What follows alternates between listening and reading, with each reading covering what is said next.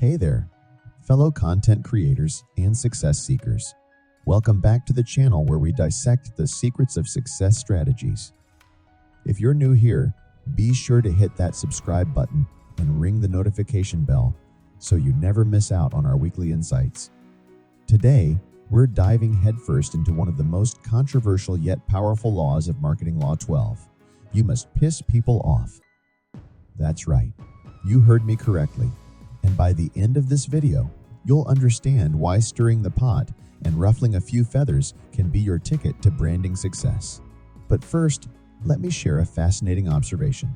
In my quest for knowledge and market trends, I strolled through a Barnes & Noble bookstore in Los Angeles.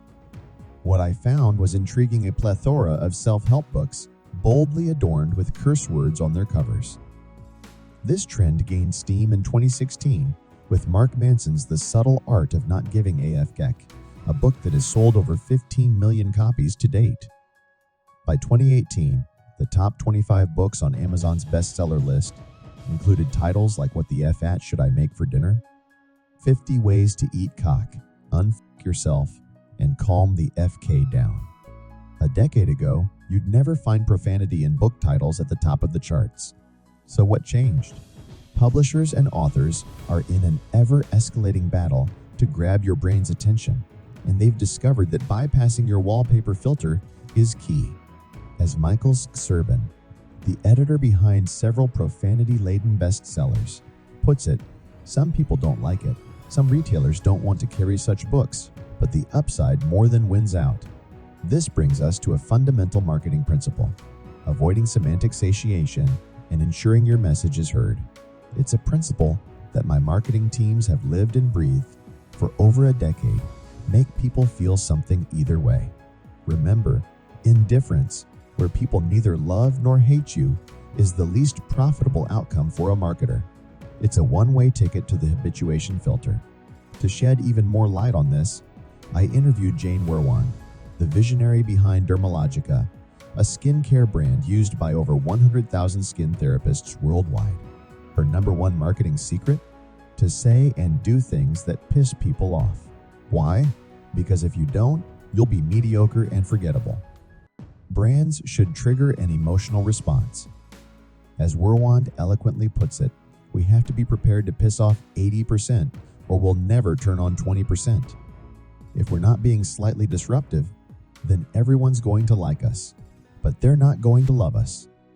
However, it's essential to note that all emotional tactics have a shelf life.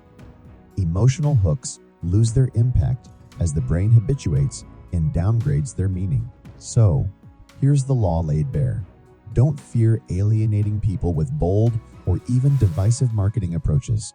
Triggering an emotional response that engages 20% of your audience and enrages 80% can be more valuable than an approach that leaves 100% indifferent. Some will love you, some will hate you, but you'll only connect with the first two. Remember, indifference is the least profitable outcome.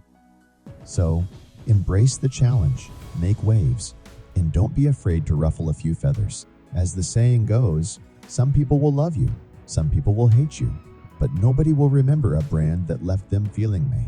And there you have it, folks. Law 12, you must piss people off. It's a principle that's shaken the marketing world, and as we've seen, even profanity-laden book titles can't keep up forever.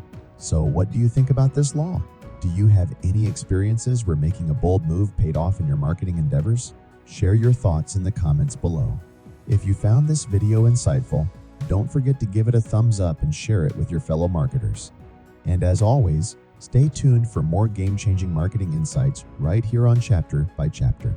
Thanks for watching, and I'll catch you in the next video.